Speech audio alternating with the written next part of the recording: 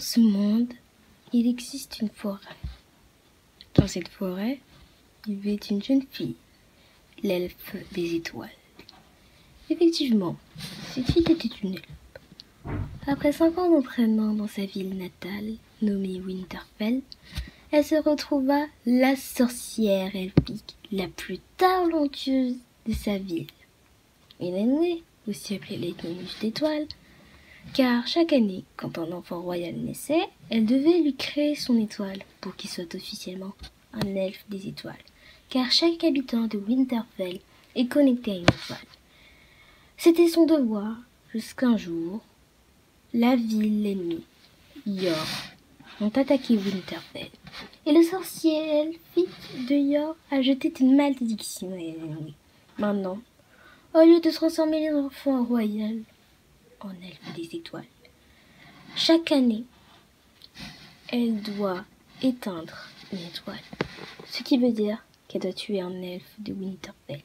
Sinon, toutes les étoiles s'éteindront.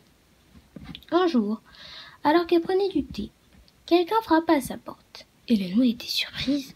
Elle ne recevait jamais de visite.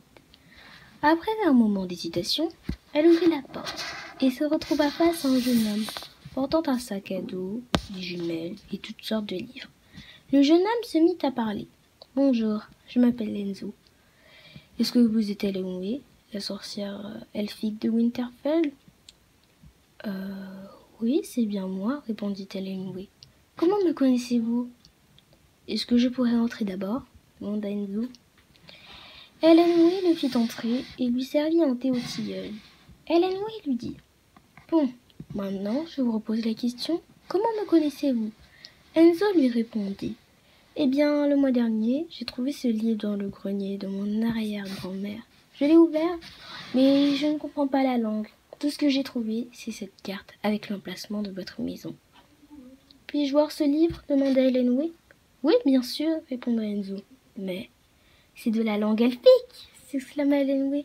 « Vous êtes humain ?» Enzo l'affirma. « Pourquoi ? Que dit ce livre ?» demanda Enzo. Elenwe n'était pas sûre de révéler à un inconnu ce que disait ce livre. « Tu as quel âge ?» demanda-t-elle. « 24 ans. Pourquoi ?» répondit Enzo. « Et tu as dit que tu as trouvé ce livre dans le grenier de ton arrière-grand-mère ?» demanda Elenwe. « Oui, pourquoi ?» demanda Enzo.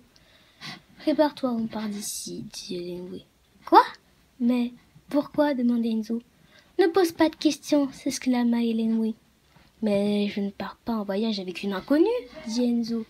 « Écoute Enzo, je sais qu'on ne voyage pas avec n'importe qui, mais ce voyage, c'est une occasion rêvée pour en savoir plus sur ton arrière-grand-mère et de tes origines, dit Elenwe.